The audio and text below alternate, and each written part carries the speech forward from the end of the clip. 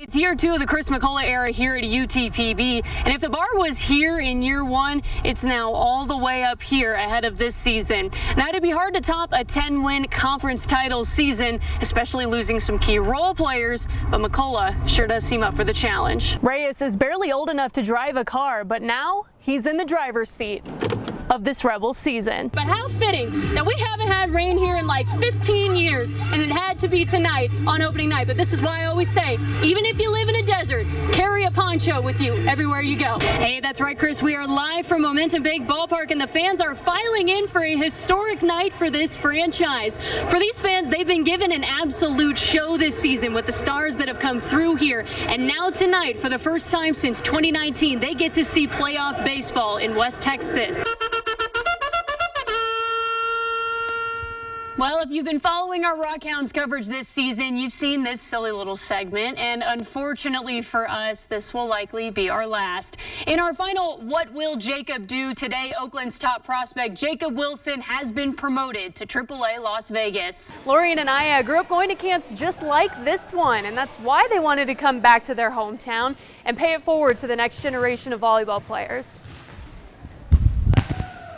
Well, that's a very nice looking buckle, and you've got one on yourself. As I mentioned, we've got the announcer of the year. We're just blessed here in West Texas to get you out here. What does it take to be an announcer of the year? To be honest, it takes announcing rodeos like the West of the Pecos. But a huge credit to the future Longhorn in the circle, Hannah Wells. She threw over 240 pitches in 24 hours to propel her team to that championship. And lucky for Kahoma, she and several others will be back next year. There's already talk of a three-peat. Sowers told me he wasn't satisfied after last season, and he took that personally. He wanted to be very intentional about how he recruited and who he recruited this season to get back to this stage. And that meant to him going and seeing all of those recruits in person, no matter where they were in the country. He told me during the offseason, a 3-month span, he drove 40,000 miles. Yeah, I can't even believe that. And making his second career start for the Rebels will be sophomore rookie QB J.P. Reyes, who found himself in an unimaginable situation this season, but he sure is making the most of it. It's a tall order to be called upon in a time of need. Legacy sophomore J.P. Reyes thought he had a whole nother year to prepare for his first career start. That all changed when senior starting quarterback Jaden Rogers suffered a season-ending ACL tear in the Rebels' third game. Normally he gets up because he just keeps on getting up every time he gets hit. And that time he stayed down. I was like, oh, this team's gonna need me. Reyes is barely old enough to drive a car, but now he's in the driver's seat of this Rebels season. How old are you? I'm 16. You're 16 and you've already made history at the school. Yes, and I feel like, I don't know, I hope more comes. Reyes had only played one varsity down, and all of a sudden, it was his turn to take the reins. Go. And Reyes was admittedly a little nervous. Now I threw up twice, actually. Wait, twice? I don't know, I've been doing it since kindergarten. My very first game, I threw up, and I've just been doing it my whole life. It just calms me down. It seemed to do the trick. In his first varsity start, Reyes etched his name in the Rebels' history books. Reyes set a school record for most passing yards in a single game with 422 yards and 6 touchdowns. Joining former greats like now Purdue freshman Marcos Davila in the Rebel record book. It's cool for sure because there's some big names, obviously, we had Marcos last year and then Mikey. There's some big names that have a lot of culture around here, I guess, and I think it's cool to be a part of it now. It's come with a lot of fanfare from his teammates to fans at the grocery store. It's a little different for sure. It never happened. Just people walk up. I'm pretty social, I feel so it don't bother me at all. I like talking to people. But the job's not done yet. With renewed confidence in their QB, the Rebels shift their focus back to another record they're after this year, winning 7 straight district titles. I feel pretty confident right now, and hopefully we can just keep it going. I feel pretty good about the season right now. It was an emotional afternoon for legacy quarterback Marcos Davila, not only because his dreams of playing college football came true, but because one of his closest family members wasn't there to see it. This year was super tough for me. Davila had a strong bond with his grandfather, Buddy, who never missed a game. During his historic senior season, Davila broke Legacy's all-time passing record on September 8th against Abilene after a 347-yard performance. Shortly after the game, his parents told him the devastating news. After that game, I found out that my papa wasn't able to make it. Buddy passed away while the team was on its way to Abilene that day. Davila was deeply impacted by the loss of his grandfather and dedicated the rest of his senior season to Buddy's memory. You know, I really tried to dedicate that season to him, and you know, I gave everything I could. This year, Davila led the Rebels to a 6th consecutive District 2 6A championship and their deepest playoff run since 2019. In his 3 years as a starter, Davila racked up over 9,100 passing yards and 100 total touchdowns, cementing his own legacy for the Legacy Rebels. Just setting the path for whoever's next. Just try to do everything that I could to help the team win, and that was really my main focus. And today, in front of friends, family, and teammates, he solidified his future as a Big Ten quarterback at Purdue University. You know, it just feels like family, so, you know, I'm super excited to be there already. We're going to build something special. I mean, we have top 20 recruiting class in the nation.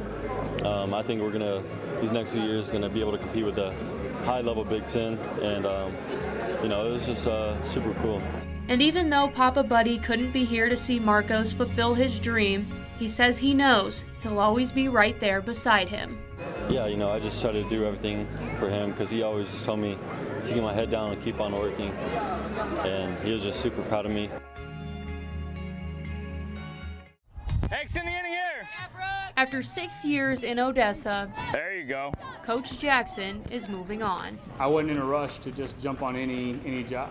He was waiting for the perfect fit, and that perfect fit was Stephen F. Austin University. It's been described as a fancy JUCO, and I'm JUCO for sure. I love working hard. I love just being out there and just putting in the effort that it takes in order to be successful at these levels. Successful might be an understatement to describe Jackson's time at Odessa College. Part of his laundry list of accomplishments with the Wranglers includes 2 third-place finishes in the national tournament, tied for a program best. Jackson led OC to 3 region championships and 3 World Series trips in 6 years, and coached 6 All-Americans along the way.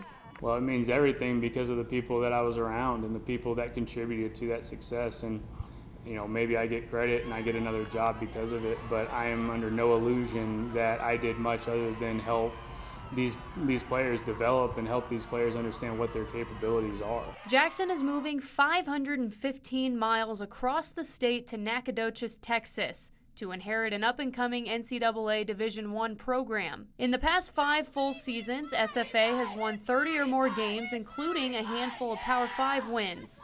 But no matter how far he goes, a part of him will always be here in Odessa.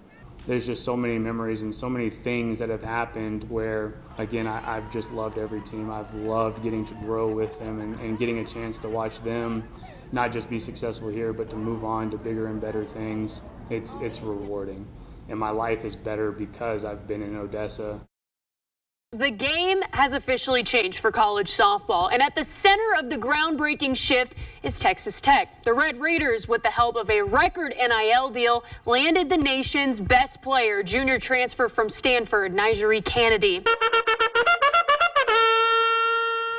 That's right, you thought it was over, but it is back. We've been following Oakland A's #1 prospect Jacob Wilson since he stepped on the field here in Midland at the beginning of this season. Well, after just 72 games in the minor leagues, former Rockhound Jacob Wilson has been called up to the big show. Well, football is back, kind of. UTPB kicked off its spring camp this week, hoping to start the journey to defending their conference championship from 2023. Several things are being addressed in these early practices, including who will take over as the starting quarterback. Former Falcons starter Dylan Graham and transfer Kai Kuntz will be competing over the next 4 weeks to earn that role. But this time is also crucial to get all 17 mid-year transfers up to speed. The Falcons will hold 15 total practices over the next 4 weeks. For Linder and McCaslin, this is a bit of a reunion. The picture you're looking at right now is the two of them 20 years ago as new young fathers when they coached at Midland College. Linder shared this on his X account today when he announced announced his return to West Texas. He was an assistant under McCaslin for 2 years at MC, helping the Shaps to the Elite Eight in 2006. While it may only be week 3 of the college baseball season, but UTPB certainly has to be happy with the start they've gotten. They're 8-4, sitting tied for 3rd place in the Lone Star Conference. But the reason they should feel good about that is they split a difficult series against Angelo State this weekend. The Falcons went 2-2 against the reigning national champions, and ASU is the bar of this league and in all of D2. And taking 2 over the Rams this weekend gave the Falcons a vote of confidence for the rest of the year. Switching gears to the Lone Star Conference, the UTPB women finish out their season with 2 games against Angelo State, the first of which was tonight in the Falcons' last home game of the year. Breast Cancer Awareness Night, but also UTPB's 5-year star post Alexis Quadman honored before the game. She hit 1,000 career points while the Falcons were on the road this past weekend. But Morgan Helgeson was the star tonight. She scored a career-high 30 points and shot 87.5% from 3, setting a single-game school record. The Falcons dropped a 90-burger on the Ram Bells tonight for their 22nd win of the year, a school record for most wins in a single season.